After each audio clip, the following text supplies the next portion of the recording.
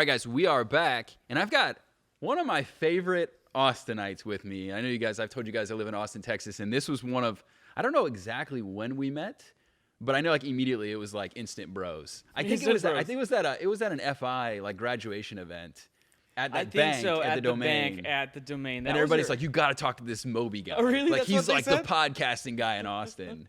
So yeah, and then I met you, but you were in typical Moby fashion, running around talking to everybody, you know, kind of the life of the party, stuff like that. So I don't think we talked at length.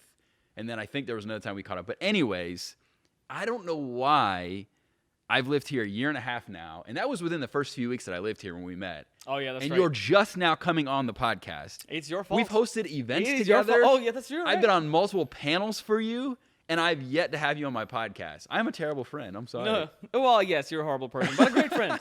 But a great friend. So it's A good horrible to be here. person, but a great friend. I think that's what you got to do. Somehow I pulled that off. I like it. Awesome, dude. So there's a lot that we can talk about, and you have some pretty exciting news going on in your life. You know, some stuff that happened that now is going to allow you to pursue. Because I hear a lot of people talk about, well, I can't grow my business because, like, literally you could not legally grow your business until recently. I could not legally make a single dollar. Right. So there's a lot that we can talk about because now you're past that part of purgatory in your life. Yes. So congratulations on that. Woo!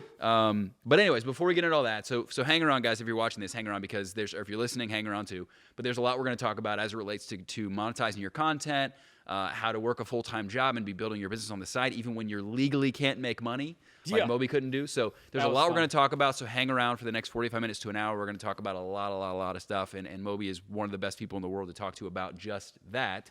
So before we get into all that, though, talking about who you are, where you come from, why were you a drug smuggler? Why could you not build a business legally in the country? What was my past? Yeah. So I moved so I grew up in Pakistan, right? Yeah. Went to school, same school 12 years, then came for college to the U.S. Kind of a fluke. Yeah. Because I was supposed to be a doctor. Like all my life, I was told, you're going to be a doctor. And over there, you can go from high school to a much longer med school. Okay. So a month before the MCAT, this is something I had been groomed for the last 5 years, I realized I don't care at all. Oh my God, I don't give a single shit about the medical system and being a doctor. So I told my parents, hey, I don't want to do this. I took half a gap year, came to the U.S. in 2010, and I've been here ever since. How was that received when you told them that's not what you wanted to do? Because your dad's a businessman, isn't he? Or he's in government. He's in politics.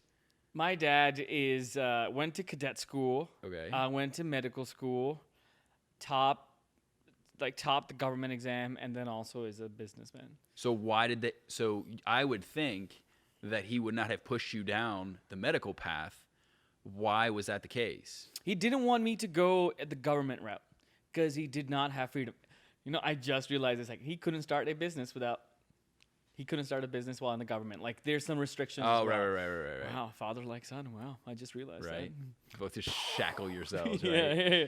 So he just believed that one of the best ways to get ahead in life and have some security and have some financial security was to be a doctor. Right. And that's true pretty much all across the world. Totally. And that's what he thought and he's kind of like a person who's like, I've done well and I can see a path for you. But you know, that wasn't my path. But getting your degree in Pakistan and staying in, like, the plan was never, hey, go to the States, get a degree, it was and never come the back. plan. So you just decided, hey, I want to go to the States. How was that? Because that in and of itself is a huge transition, leaving everything. I mean, it's not like you can hop on a plane and be there in an hour and a half, right? No. Like, so, 32. and you were pretty young when you made that decision, right? Yeah, I was 5.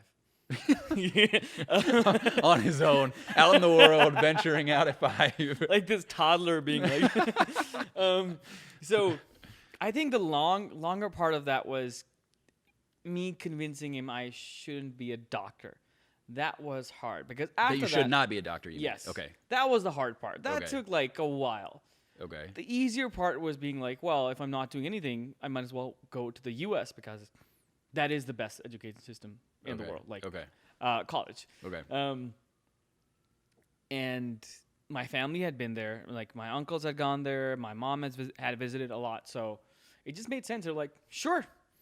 2-3 months later, they were like, sure, go. And I picked 5 colleges, got into 4, picked UT, and I'm like, what's up?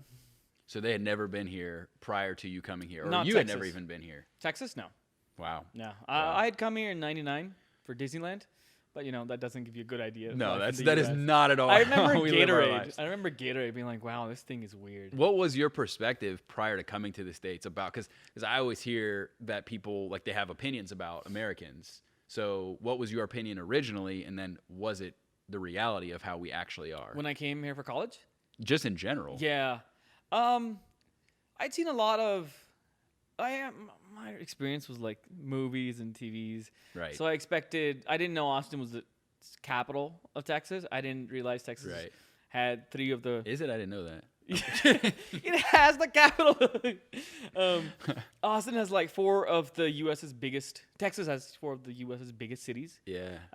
Top 10, and I just one thing I didn't know how much Americans love talking and how they're friendly and how they'll strike a conversation with everybody. Is that not? Are you not accustomed to that with Pakistan? Is that how it is there? Not as much. Really? Because you're very much that way. Yeah, I've been very Americanized. Okay, so that is a part of you being in the American culture. Like then. American culture, I think is like you hear that stereotype outside. Americans are loud, Sure, but they're friendly, and they will talk to everybody. But you've gotten the Texas experience because that is not that is not the entire right. the U.S. That's correct. Right, that is not how it is everywhere. It's not.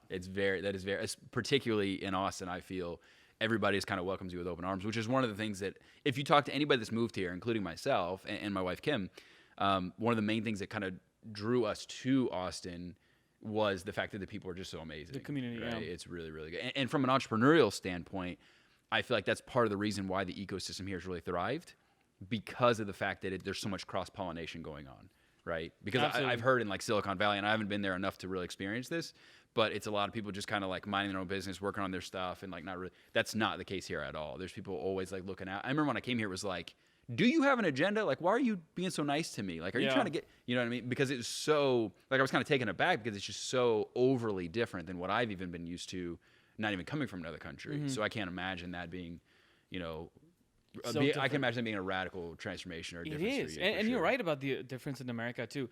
Last night, I posted on a group and said, hey, I'm looking for a CPA to answer some questions about tax and, like, restructuring my business. And, like, 2 people were like, hey, message me, I'll set up a free call. What? And like 10 people commented and recommended people. That's amazing. Yeah. Lots of collaboration. So, but coming here, so we were very different. We were very loud, which we were able to confirm that. But we're also friendly. So you didn't speak much English. I know you spoke some English, but I know that was a big challenge for you. And now you're hosting podcasts and hosting events and doing all this stuff and getting promotions at your job and stuff like that. So obviously have embraced the culture, which good for you. That's awesome. Kudos.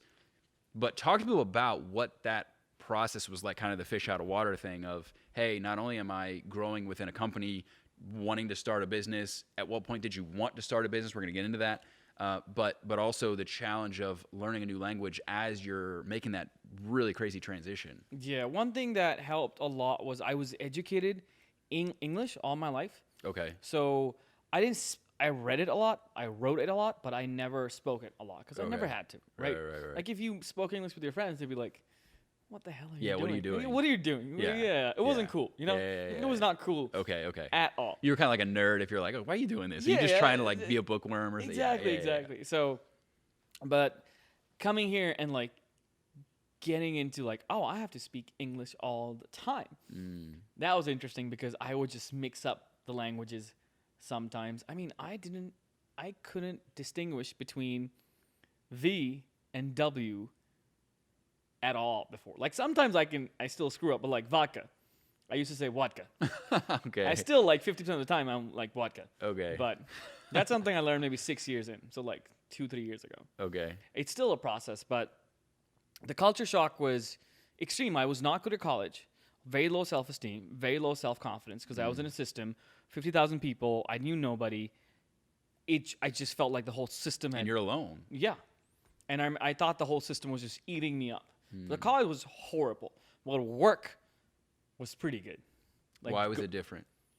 Because it was based not on grades or how much I was at work, like for lectures, or how much I kissed the teacher's ass. It was like, get this job done, figure out how to do it, and that's it. I love that. Like, I don't think being good in college is about being competent at all. It's just being about being competent at a very specific game. Interesting. Now, do you think that mentality, because I would share that with you, like I feel, and I sometimes I feel bad, maybe is the right way to put it, to take as many shots as I take at higher education, because I know there's value there. Like that's not the point that I'm making. Is not that it's trash and it's a waste of your time, but oftentimes with my students and clients, most of the work that I do is kind of undoing the work that's been done in them from just a conditioning standpoint of, look, no longer is this going to be the dynamic of you show up, someone tells you what to do, and you go execute at the day that they tell you to execute, right? Like you are the maestro, you have a blank canvas. And I feel like that it kind of hurts people that enter into entrepreneurship because you have to unlearn and then relearn an entirely new way of doing things. So 100%. do you think that being that kind of a renegade or a rebel as you were, Or a horrible student, really? or a horrible student, Almost got expelled too. Really? Yeah. Anyway, keep. I'm going to get into that. Do you feel that kind of rebellious streak that you had and kind of viewing school for what it is or what it isn't, has that helped you in your entrepreneurial pursuits? Absolutely. I mean, when I was bad at school, the way that I found myself to be competent, which helped my self-esteem and then my self-confidence, was student organizations. Interesting. Helping that out, organizing that kind of team, eventually stepping up to a leadership position, raising money, going out, networking, promoting events. When I was good at that, I just felt like this rush. And I would look at my schoolwork and say, well, can I curse on this podcast? Yeah, we've already done it like 3 times. So just keep rolling with it. I'd be like, well, fuck school. Why would I care about this when I'm doing so well over there? And that's helped me, which is if I find something that I'm really good at, and if I haven't unlearned something and I've still got it in my head that I'm supposed to be good at this other thing, right? I can look at it and say, I don't have to be. No, I've got this other thing going for me. Which is one of the most important things you can do as an entrepreneur is to recognize what you're good at and then just exploit that. Yeah. Right. So do you think that you're just inherently wired to be an entrepreneur, or do you think that was a result of you coming from another country? Like, how did that kind of manifest itself for you? Is it a combination of all those things? Because you can never really put your finger on one thing specifically. That's true. I don't think I was. I mean, might have had entrepreneurial tendencies. Okay. But I was scared. I wouldn't take risks. I would look at obstacles and say, well, I'm done.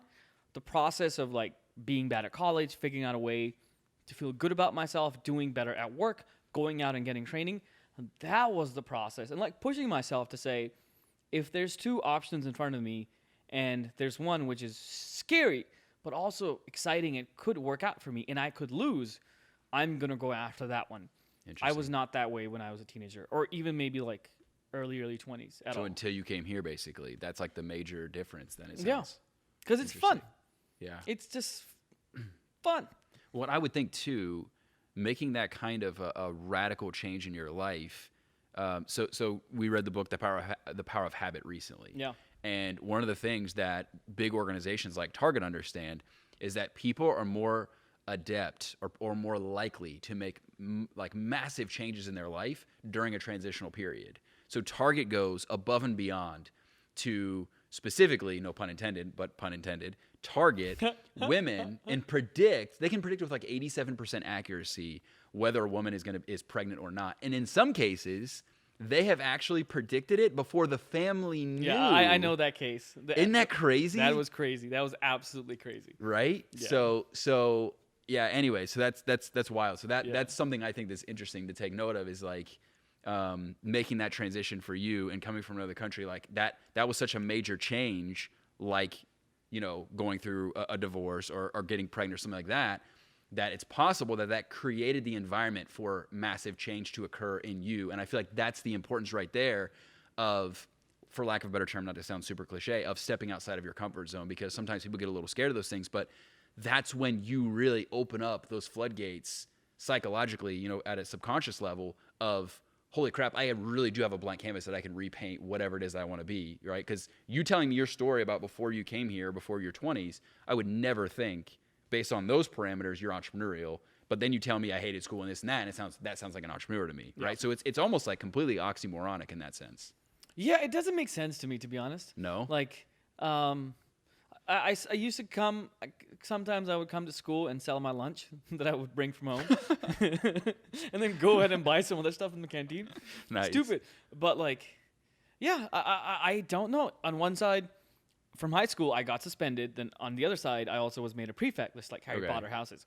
So But what? So this was you said the suspension twice. Was that in college? You almost got expelled, or almost suspended in high school? Or is this two different occasions? 2 different occasions. Oh Suspended my in gosh. high All right, school. Give us the short story of both of those. The suspension in high school was I was in, like, we had football fields, and when I walked to one of my friends, he's like, "Hey, do you want to smoke a cigarette?" I'm like, "No, it's in school." He's like, "No, we've never been caught." I'm like, "Cool." 10 of us walked to the stables. There's actually horse stables, like, while At the high school. yeah, it's a 12-year. It's a 150-year-old high school, and like Okay. all dudes, 12 years I was there. Okay. Not the same grade though, even if it may seem like Yeah, it. yeah. And we got caught by people like security guards on motorcycles chasing us. That was great. Got suspended publicly. Chasing means you ran though. Yeah, we ran and we got Okay. caught. Okay. Yeah. Yeah, I 'Cause was guilty. It's one thing to get caught; it's something else to be chased. So it sounds like you ran. Yeah, everyone. Out of 12 people, only 3 got caught and suspended. The rest, Wow. we didn't rat them out. But, you know, the second time I almost got expelled was the same thing, being bad at school. Okay. I was in a class and I forged some doctor's notes because every time you skipped a class, it would drop a letter grade, course. like B to B minus. That's pretty That's severe. Yeah. And so I just forged them and they caught me. Ooh. And then I said, "Yeah, I'm sorry I did that." They're like, "Well, okay, here's a seat. Go home." I'm like, "Cool, that was great." And that was at UT here in Austin. That was right? UT. Wow. Yeah. You got very lucky. I know. I would have been kicked out of the country. I was thinking that. I was thinking Yeah. you have to go home. All right. So you graduate, kind of come pulling things full force here. You get a job, Dell. That was right out of college, right? Right out of college. First Okay. offer I got, I Took it. accepted it, took Ran it with because they were going to give me a visa. Okay. So at what point then did you decide, hey, I want to start a business? I mean, I know being in Austin, that there's so many people that are talking about that. I read that per capita, there's more people. You're more likely to hear people talking about entrepreneurship in Austin than you are even in Silicon Valley. At Really? this point. Wow. Yeah. So it's very Lots of talk. lots of talk, lots of of talk talk. going on. But at what point though do you say, I graduate, I get a job? Did you realize, hey, there might be this other thing that I want to do at some point, and then identifying what that thing was, but also knowing you had the green card complications that you had? Yes. So actually, it was in college the first time. In college, Okay. I was in class and realized, wait, I've helped people with their college essays a lot. Like, they've gotten in college, and I can start a business off that. I went to the international office and said, I want to start a business. I'm an immigrant. Ooh, American dream. And I said, help me, please. And they said, well, nope. If you do that while on the F1 visa, which is a student visa, you'll be kicked out of the country. I'm like, so I made a free version of the site, taught myself web development, and like got that bug, building stuff. Okay. I got a job at Dell, got my H1B. Then I said, oh my God, I can start a business, right? And I wanted to help people who just joined corporate jobs, just like myself, get trained super fast on presentation skills, data analysis skills, management skills, email, time management, just to like kick butt in the corporate world. And I started like talking to mentors, started learning, started building it. And I talked to a lawyer. And she said, well, you're on the H1B visa, which is different because you can make money in the US now, but you cannot start a business. You can only start a business if you have a business which you own 49% of, you're an employee, and you can be fired and you have to have funding. And I said, that's not what I'm going to do. So that's like, and the business case was going to be evaluated by an immigration officer, not a business person. So it had to be like a traditional thing. And so that was another slap in the face. Like, nope, you cannot do anything that makes money outside of your day job until you get a green card, which is going to be, I don't know how many years. This was like 2016. Okay. Why all the restrictions with these visas? I don't understand that process. I'm born and raised in the U.S., so this isn't anything that I've had to ever worry about. And I think many of our audience, they don't understand, like, other than what they hear in the news, which we know now is not always entirely accurate, if at all accurate, right? What is the purpose or the intent behind both the study visa? Like, what's the harm in you being a student and then doing a side hustle? Because those are valuable skills that you're learning how to go make money doing other things. You'd think that would be encouraged. And then even more so when you're in the workplace, creating opportunities that could lead to giving people jobs because of your innovative mindset.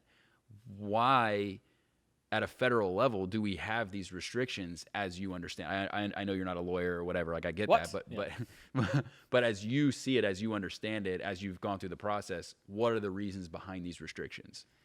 So, when people talk about illegal aliens, Yeah. most of the people who are illegal in the U.S. are people who overstay their visa, which is like, I've got a business visa or a tourist visa or a student visa, and I've overstayed for like 2 So that's how they get in. Yeah, They and have then a visa. They come in legally via a visa. Yeah, and right? then just stay. And then just stay. Yeah, that's like the biggest majority. Okay. And So they're not hopping walls and absolutely borders not. and No. swimming and all this That's crazy. just a fear tactic. Right. Yeah. Okay. And the U.S. government doesn't want people to stay without going through the process Okay. properly, and it's a very strenuous process. Like most people, who immigrate to the U.S., a lot of them go through the lottery system, which is you put your name in, and every year they give green cards to pretty much anyone in the world. It's it's not merit based. It's just, hey, pull lottery. your name out of a hat. It's the diversity quota. Okay. So I think it's 10,000 or 90,000. I don't know. Okay. It's huge. Okay. Then there's processes where you marry somebody, or my process, which is the H1B. You work, and then after 4, 5, 6 years, you go and apply for a green card. They just want to be like, anyone who doesn't follow that process, nope. My brother got his visa rejected. Why? He had studied in the U.S. for 4.5 years. Mm-hmm. He came back to Pakistan. He went to Pakistan. He wanted to come visit. He applied for a visa, went to the embassy, and they said, "Are you married?" Nope. Do you have a job? No, because he was studying for the law exam. How long have you been in Pakistan? 6 months. We're not going to give you a visa because you're going to stay. You're going to overstay. So, but he was studying, so he's not actively enrolled. This was after his student visa.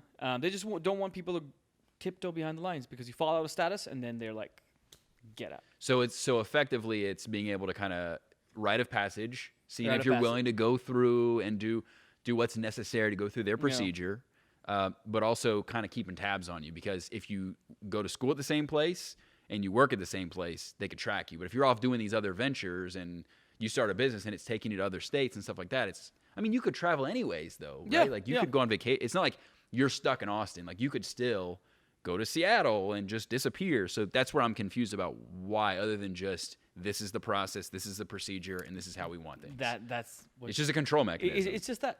Yeah, it makes sense for a federal immigration system. No, sure. And I But, get that there's but huge numbers involved, keeping Yeah. track of all these people and stuff like that, and I understand that. But That is the reason. One This of- is the line. But one of the things that I have come to really appreciate is I've known you personally, right, for a year and a half, We're almost 2 friends, years, yeah, right? sure. Yeah, I'm a horrible person, but I'm a decent friend.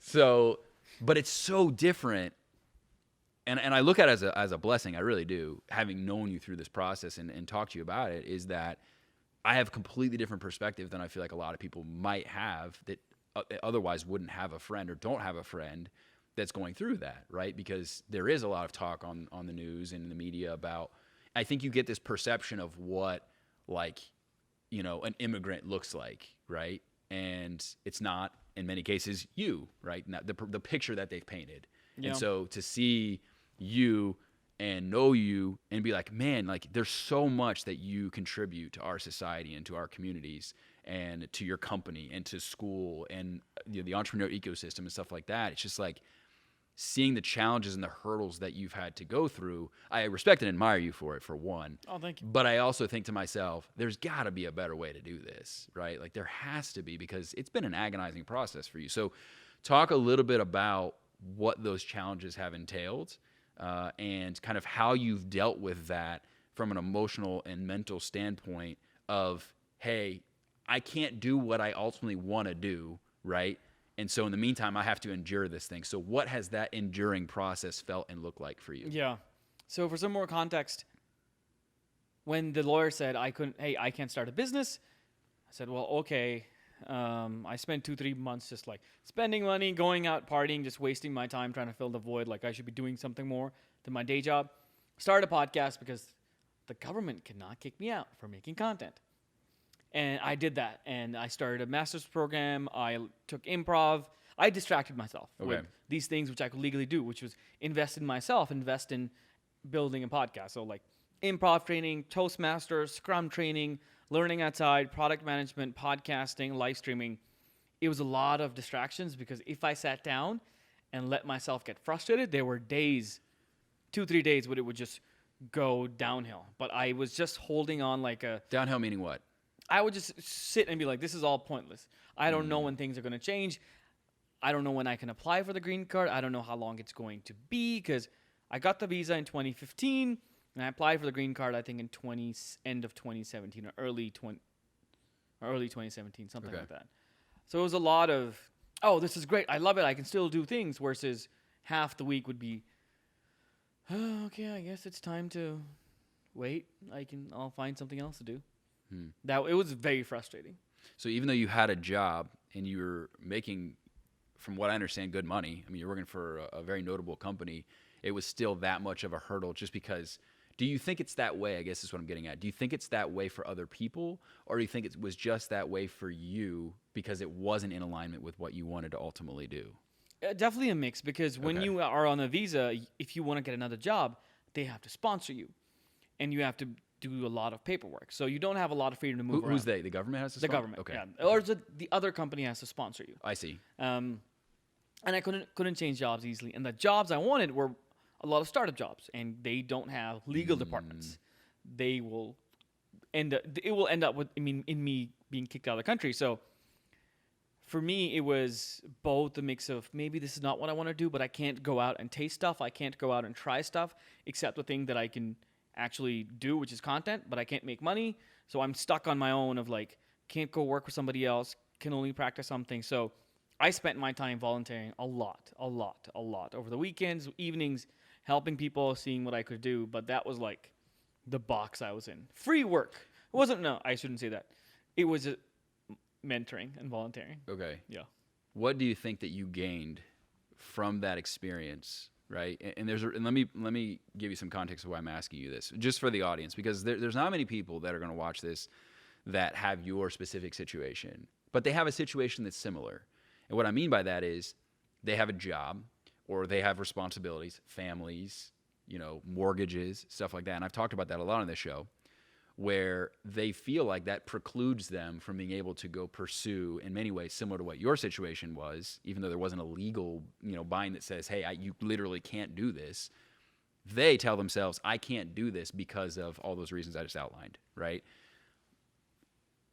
I would say, you said it was a distraction. I would say it's being resourceful. I was distracting myself. It wasn't a distraction. I was just distracting myself from the thought of, oh my God, I'm wasting my time. Okay. Yeah. But what do you feel that you gained by just doing what you could with whatever time you had to give, despite the fact that you had those limitations? What do you feel you learned from that situation that other people can take solace in and knowing, hey, yeah, you know what? I do have all these things, like I mentioned, but here's what I do have, and here's what I can gain from that. Oh, everything. Absolutely everything. Those things, the podcast and live streaming, the ability to be uncomfortable over time and try new things and be like, oh, I could do this. Ooh, could I eventually make money like this? It gave me absolutely everything.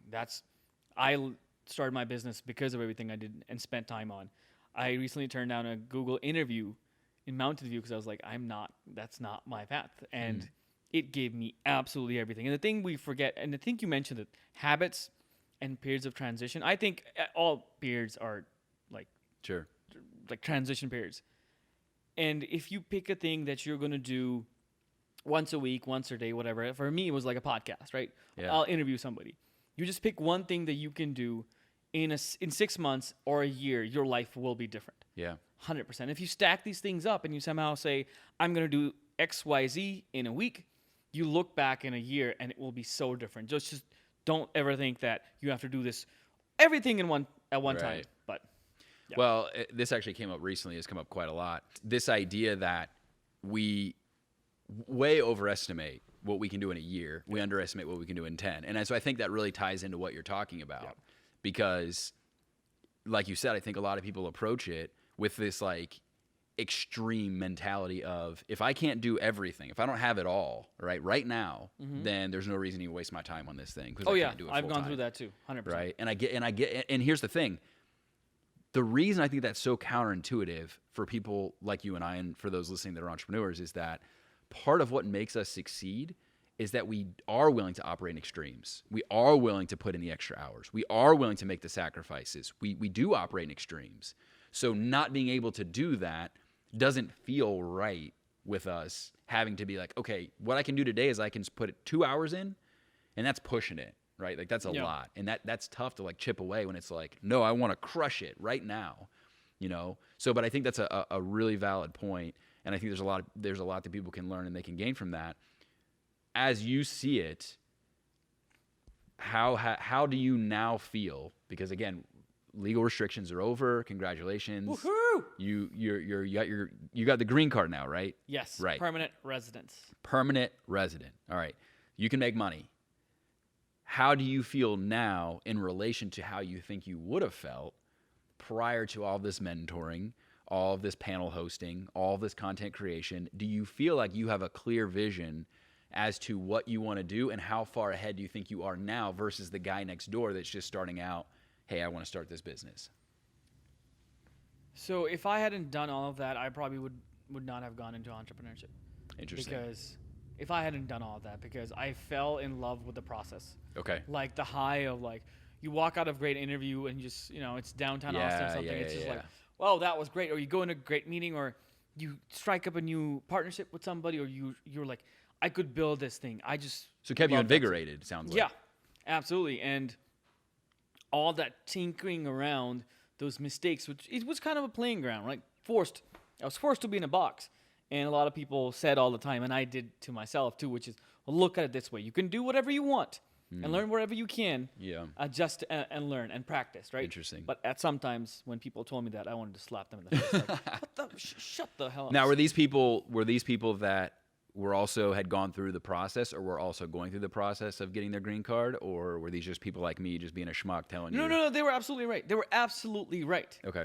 It was just my internal feelings, which was, yes, I know this is an opportunity and this is a playing ground, but oh my God, I don't want it. I think I gave you some of those talks, though. No, but it was absolutely right. Okay. Absolutely, 100% But you didn't deny that I was the one that told you that. No, you did. All the people closest to me, the people I love, absolutely did. And they were right. But that doesn't mean that someone listening right now could say, well, it's easy for you to say that, right? Like, oh, put in 2 hours and chip away, but it's not easy for me. Yeah, sometimes like people's opinions are fucking right, but our feelings don't let us accept them. Yeah. And it's like hard to hear, like there's nothing you can do. Plus two, man. So my wife Kim and I were just talking yesterday, actually, and we just went, and I told you, for those that are listening or watching and they don't have the privy of this information, I've had serious health ailments over the past 3 years, right?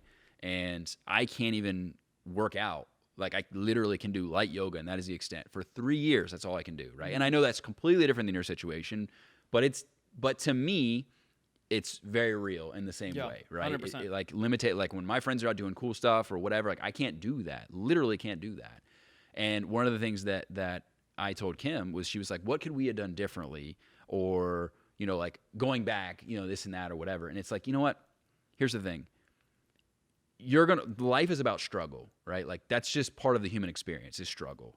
And all of your choices are going to be coincided with some form of consequence, right? Like that's inevitable, right? So you pick your path, right? You pick your struggles.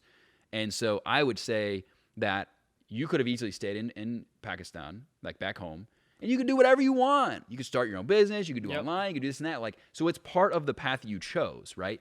Me being a crazy person and flying all over the country, trying to scale my business from launch to multiple millions of dollars as quickly as we did, like that was a choice that I made. And so I have to be okay with that form of struggle that coincides with that, right?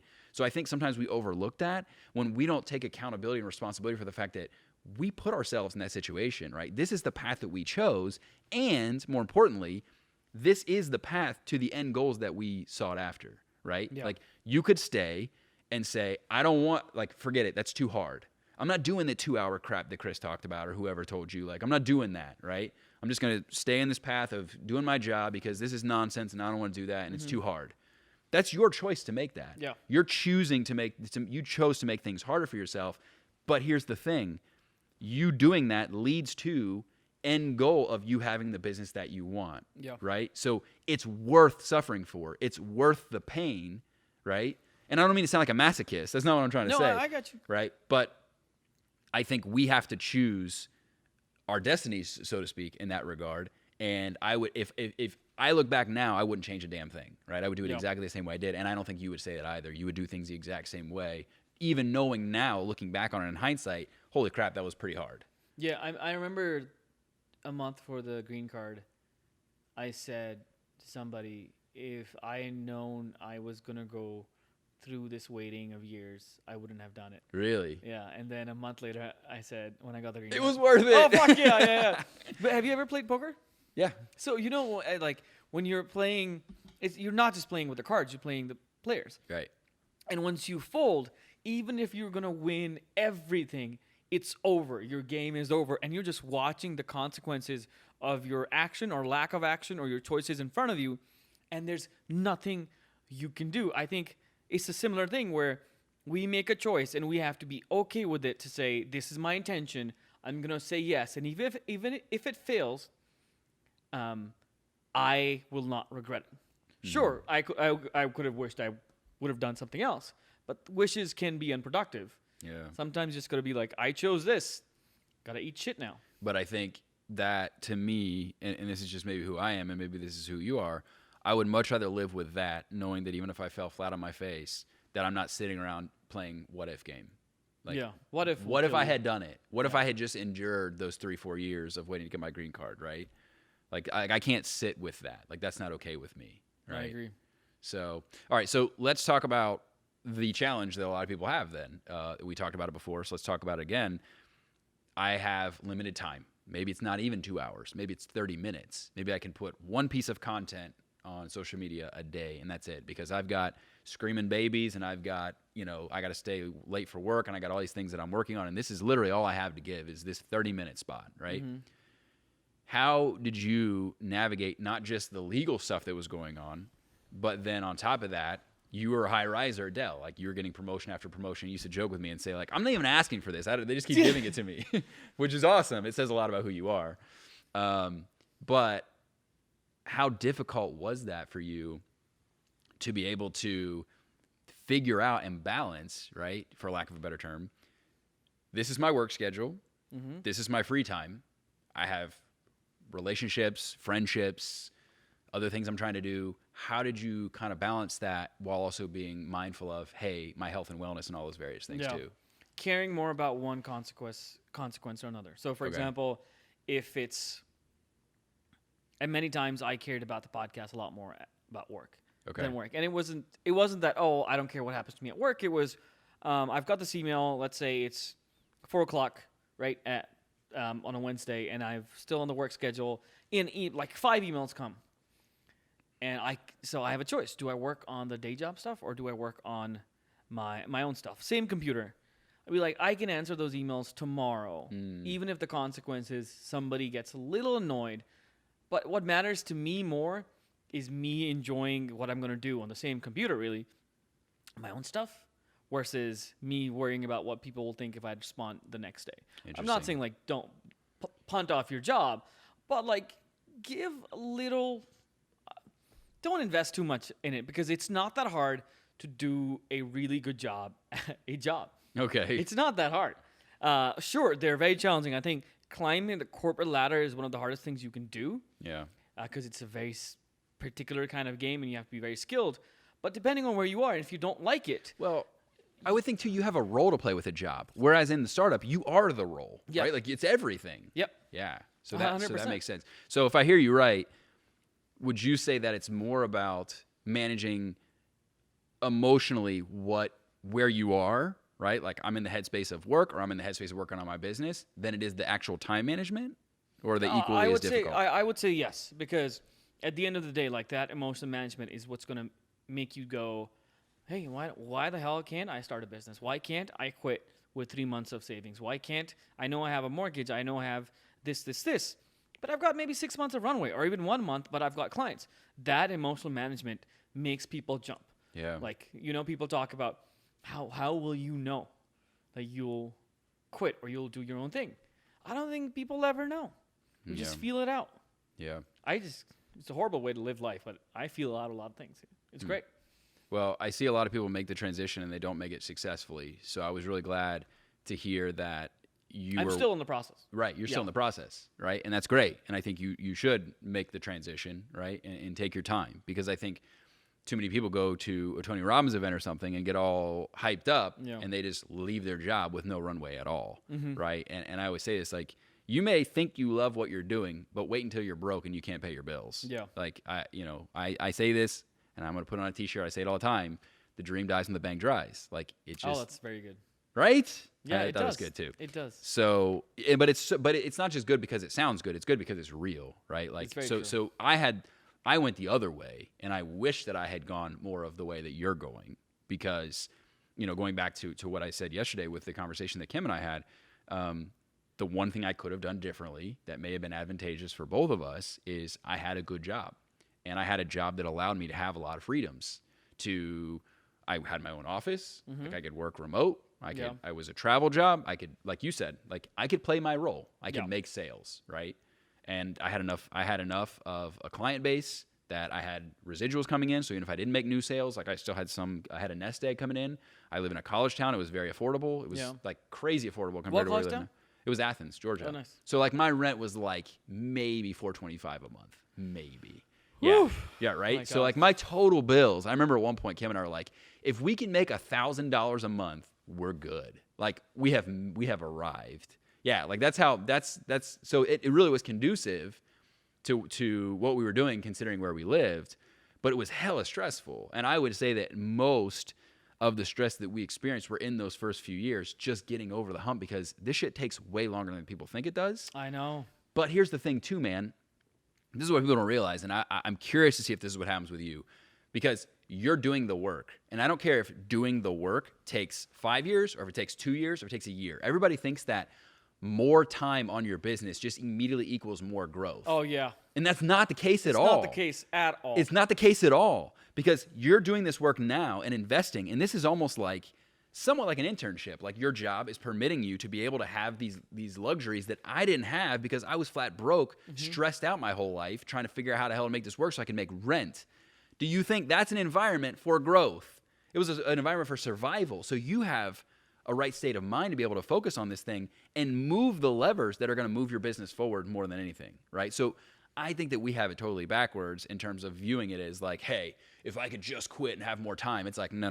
Like, yes, that is definitely an advantage, right? But it doesn't guarantee success at all. Yeah. Right? So I think that's really, really important. But is there anything else that you would share with somebody who is in a job right now in terms of just changing their perspective on, this is what I have to give and how is it going to benefit them? Me? Oh, yeah. My stuff? Oh, yeah. Or just in general. Oh, okay. I think one of the, we talked about emotion management. I was very scared in high school, just horribly. In college was horrible. Over time, things that I did made me more comfortable with taking risks. Like, okay, I'll do a podcast. I'll live stream. I'll host a panel. I'll live stream for Entrepreneur. I'll MC a podcast festival. I'll host a podcast festival. I'll do this. I'll do this. Those small rungs up ladder. Yeah, rungs. Rungs, yeah. That's a weird word. It is weird. Rungs on a ladder. Those will allow you to get to a place where you want. I think anytime you find something that's exciting and scary at the same time, it's the right thing to do. Even if you fail. I was supposed to go to LA to speak at a podcast festival. I had the Airbnb. I had the flights. The founder called me and said, hey, do you want to do a storytelling competition the night before, like Friday? And I was going to speak on Saturday. I said, sure. And this was like Wednesday, and I looked at my flight. My flight was leaving at 6 a.m. Austin, landing in LA 7 a.m., and then I didn't have my Airbnb until 3. It's like, cool, I'll just work all day.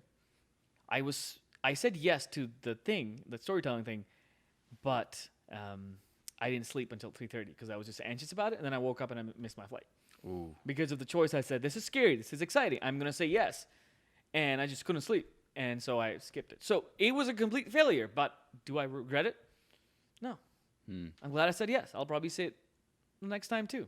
Yeah. Win, lose, whatever. Yeah. That's my spiel. Okay. So you've taken all this information, all this knowledge you've been acquiring, all these events you've been involved with, and Yes. panels you've hosted and stuff like that. And I know the area, for those that are watching that don't know what you're working on now, is basically how to monetize your content. Yes, how to create content that gets attention too. How to create content gets attention, Yes. and how to monetize your content. So, but it's content driven, right? Very content driven. Okay. Yes. I mean, All right. you built your brand over content. I Sure. did. It works. I've never built anything that didn't have a heavy influx of content. Yes. Never. Yes. Specifically, what's my thing always? Searchable content. Searchable I've told you content. so many times. I know. You haven't mentioned it in a while, so. I'm off my game. Uh, So why did you arrive at that? Why did you feel, so there's a lot of people that they know they maybe want to do this. They want to leave their job. And I think one of the mistakes, in line with what I talked about before, is they think that if they leave their job, all of a sudden they're going to have more clarity around what they want to do, right? Like, oh, well, if I just had more time, I'd figure out what I really want to do, right? Which I think is a complete false narrative. But what was that process like for you of determining this is what I really want to teach? Because you had a blank canvas, man. You could have built any kind of business you wanted to.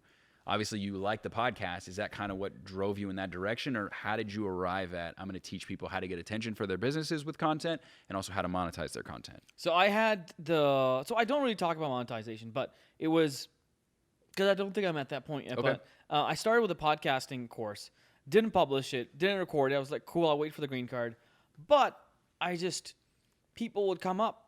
I would see people and I could see them making content and like trying for things that I was slightly successful in, right? Okay. Speaking at conferences, hosting events, promoting a podcast, getting more attention to their company, whether that's for users or that's just for general traffic or people at their events.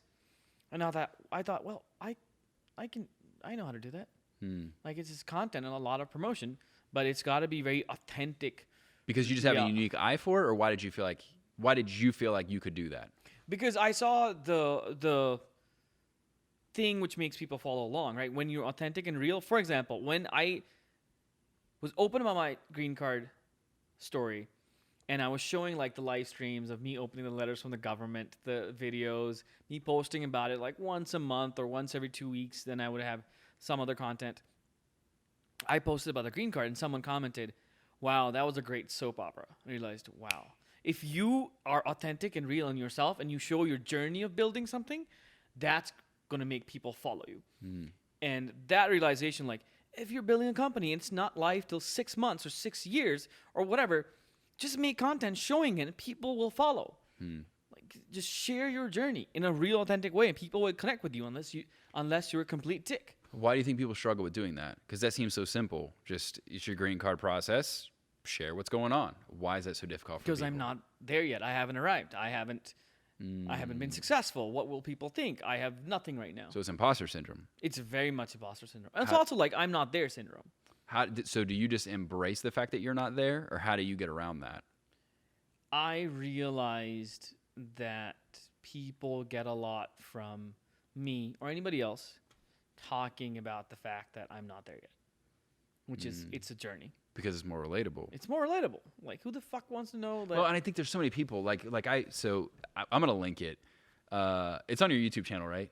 what? Your 3-figure. Yeah. Okay, so look up top, guys. I'm gonna link it. It's hilarious. But I love the fact that you just owned that you had a 3-figure launch, right? Yeah. Because there's so many people out there like, as a 7-figure business owner, and I've written ad copy that has as a 7-figure business owner, Yeah. because there is some power to that. I'm not discrediting that. I think when you, specifically if you're running an ad to a cold audience, you're just a person. Like, they don't. So we just read This Is Marketing by Seth Godin, and it is tremendous. I said we in my book club, VIP book club, but we just read Seth Godin's This Is Marketing, and one of the things that he's talking about is building trust, right? He talks about your neophiliacs, so people, the early adopters, versus the mass market. And the mass market, which is the majority of people, they need to get to know you, right? Like, they start rallying. So the people that are commenting, being like, they're going to start tracking your journey. Yes. And they'll get to a point where whatever Moby sells, they're going to buy because they become super fans. But they trust you, And they trust you. But early on, you kind of do have to put up some ads that are like, hey, I'm a 7-figure business owner, right? So it's like the early adopters are like, hey, I'm the first one to find this. And that's what makes them tick, is being the first one to discover something. That's cool. And that's how you can scale initially. And then I just taught my community this. So this is good stuff. This was great from the book, by the way. But you use that as an instrument to establish and demonstrate trust to the mass market, right? So giving people access to your programs as neophiliacs, new people, new adopters, at a discounted price, them taking a chance on you, but they do it under the pretense of, I'm going to give you a discount if you give me this massive testimonial, or if you give me this product review that I can use to leverage to show to the mass market, to connect that gap. Because what happens is, and I've seen this a lot in the digital space, people will they're one-trick ponies. They just focus on direct marketing, right? So they run ads and they scale, they go direct to sale with their ads. They get to a certain point where they run out of early adopters, right? They literally have exhausted those people, and then they experience a massive dip. And now, and these are like notable people, by the way. I'm not going to name drop. But this is Crossing the Chasm. Yeah, these are notable people, right? Breaking the fourth wall, yeah. So now what they're doing is they're having to go back and do the work that like somebody like me has been doing, which is to build the trust, or somebody like you, which is to build the trust and have create a volume that content. Of work. Right, because they were basically unknown outside of just running ads, like paid ads, right? So he talks about the importance of doing both. So I would say that is a huge factor of you need to understand that you're going to have a different campaign contingent upon whatever segment of your audience that you're trying to reach. And building trust to the mass market is how you go from early success to massive scale. So that's the deep dive work. Now, one of the challenges with that, though, is how long it takes to build that trust, to get to the point where people want to buy your products. So I know you're not at that point yet where you've experienced that, but what would you recommend to people in terms of planting those seeds, working towards what hopefully ultimately ends up making organic sales through your website, or getting people to opt into your email list and so on and so forth through your content? So the most important thing to a business is cash flow, right? Right. And that's revenue. I say, like, I built my course, I built the tech, etc. Like, I could do a lot of stuff, but all I'm focusing on is the thing that makes me money. Okay. And those are multiple campaigns. Like, some of them work, some of them I'll close 50% of a room, some of them I'll make like 1 out of 40 sales. So I would say just focus on the thing that makes you money. Not just, don't build your systems or don't build that, but that is going to drive your business a lot. I found a co-founder. I was going to do ads, but I decided not to. I'm going to wait. You didn't feel ready yet. Slow cook. Which is not a bad decision. Yeah. Like, I was expecting in November to just run ads, but focus on the campaigns to get customers. Because once people start paying you, you'll learn, you'll pivot, you'll do whatever it takes. That's my advice, really. Okay. Yeah. So recognizing where you are, focusing on where you're getting traction. Yes. And putting other things on the back burner, even though hey, I might have some FOMO here, right? Yeah, and also care less. So the $100 launch, right? I made more than that, and I thought that people would think that, oh, I only made $100 on my launch, but I said, who cares what they think? I'm just going to push this out. And which, by the way, so you hated on that, the fact that you only made 3 figures, and you made this, which again you guys could check out. I linked it. Yeah. And it is funny that you were making a joke of it or whatever. Yeah. But here's the thing, man. There's so many people that launched to crickets. Yeah. You launched to 3 figures, which I know you laughed about it, but selling online is really hard. It's really hard. Is it? It is. Yeah. I've been in both spaces. I'm going to tell you right now. I would right now walk into and have a meeting with a Fortune 50 company, and I would feel totally confident that I could land a multiple 6-figure contract like that. And that's not me being boastful. That's me just recognizing I've done that before, and I've experienced both worlds. People are willing to give you a chance. And the other thing, too, is that you can pick up their verbal and nonverbal cues in a face-to-face setting. In the online space, it's totally different because you have one shot. So I always say this, the offline world is about sales. Not always true, but it's way more about sales than marketing. Online world, if your marketing's off, I don't care how good of a salesperson you are. And I say that because, and I'll give you an example. So you did better than I did with my first launch. I made like $7 my first launch because I was using my sales tactic mentality when I should have been using a marketing one. right? Oh, So I like see it what was, you're saying. so I laid it out, and I'd have to show you the copy to show you why it didn't work. But I've analyzed it and been like, holy crap, it was a sales message. It was a literal sales message. But I didn't craft what I needed to in the marketing that proves one of three things. I've done it for myself, I've done it for other people, and I can do it for you. Yeah. If you don't nail the essence of those three That's good. in your That's very marketing good. and then tell a story around that, right? It's not going to resonate. It was like, hey, here's my sales email follow-up formula. I've made multiple six figures with it, and you should buy it. And it's $7, right? And that's it. It's $7, and I made one sale. And my list was like 250 people. I made one sale. I'm like, this is gonna be a haul to make this shit work. Selling online stuff. Story sells, right? It's crazy, man. Story It's crazy. So I absolutely had to sells. really invest in why I need to become a better marketer. Yeah. All right. So in terms of the marketing that you've invested in, right? In Yeah. terms of making that transition to creating the content, what do you recommend people look at it? What have you done to learn how to put together a launch, or to learn how to put together your marketing copy that made you your three figures and stuff like that? Like, what are you doing to invest? What resources are you looking into? Because I feel like there's a reason why I'm asking you this. I think it's because one of the best things you can do while you're in a job is use that to invest in your business. 100%. Because you have guaranteed income. So you could buy courses. I know you've been to Funnel Hacker, you've gone to a lot of these events. What are the big ones that you recommend that people consider while they still have a paycheck coming in? Hey, take advantage of it. What would you recommend they go invest in? So for courses, it would definitely be David Siteman Garland's He's great. Create Awesome Online Courses. Yeah, he's a good dude. Very chirpy. Chippy dude. I like him. Dude, he's an OG, man. That name was around when Kim was getting started. Yeah. Like 2012 ish. Yeah, So he's he's an OG. he's an OG. Yeah, he's pretty good. Funnel hacking, the ClickFunnels community is really good too. A little cultish, Okay. but a lot of fun. And like their stuff works. Like their Okay. software is amazing. Some of their members are absolute batshit insane about it, and I'm like, kind of calm the hell down. And You know what's interesting about Russell Wilson? about ClickFunnels Yeah. is, and I got to be careful because Russell's coming on the show in like 4 months. Oh really? That's yeah, awesome. Yeah, but so I'm not hating on the product, but here's the deal. It's just with any business. Their level of sophistication is becoming more enhanced, and so they're starting to expect more out of a funnel. 100%. Right. So from the general aesthetic standpoint, when you see something that looks like something you saw before, you start to make a subconscious determination about that product or about that process because you've seen it before. So it feels rinse and repeat to you. And it's just a challenge that comes with any business. It's possible. You have to be different.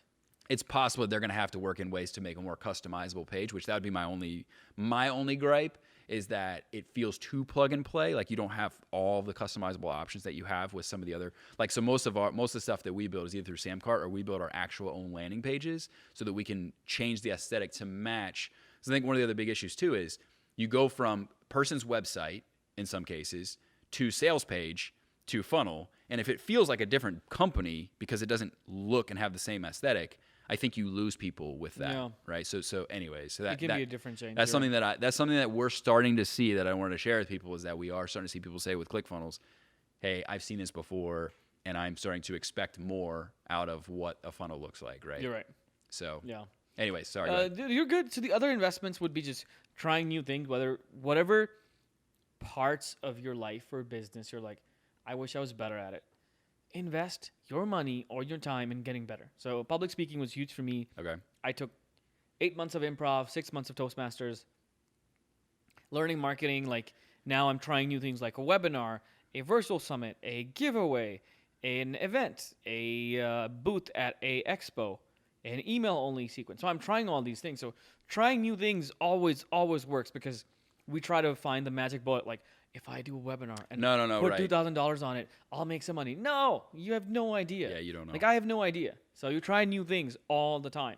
And at one point, and you create a mental model, like how things work in your head. Yeah. And the only way to keep it fresh and still, not old, is to keep looking at new things in that area that you want to get better at. Yeah. Cool. I like that. And it goes back to, you got time, you got money, you got a paycheck coming in, so you can take those time to explore those various things. Yeah. Right. This is complex, and you might have to throw some stuff against the wall and see what sticks. You don't just jump into something, and particularly on entrepreneurship, and be like, yep, webinars are my jam. Like, you're going to have to figure out what that looks like for you. 100%. And have fun doing it. Yeah. I Cool. agree. Cool. All right, man. I'm gonna let you rock and roll because I've kept you way longer than we expected. You're good. But where can people learn more about what you're up to? I know you're doing some cool stuff on YouTube, social media, so on and so forth, as it relates to content. Where can they learn more about that? And also, where can they learn more about your programs if they want to check out what you're doing around content Yes. as well? So the best way to connect with me is on Instagram, not that Moby, because I'm Moby, but I'm not the white guy. So ha ha ha. And it'll all be filled with half naked photos of me. So enjoy. I'm kidding. So yeah, you can hit me up over there. And for the program, it's 2weekcontentbootcamp.com. I like it. When you go there, it might actually be closed, but you can always join the waiting list. Okay. Awesome, brother. Thank I you for appreciate having taking me, by time the to way. join me, man. This was great. Boom. We'll have to do a follow up and We will. track I'll have what's you going on mine. Yeah. And then next year we're gonna go from you did your 3-figure launch. The 4. Next year it's gonna be 4. It's At 4. least And- 4. And then 4.5. Let's not Yeah. get ahead of ourselves. Yeah, let's not get too crazy here. Thank you. All right, brother. I appreciate you joining me. Absolutely, man. See you guys.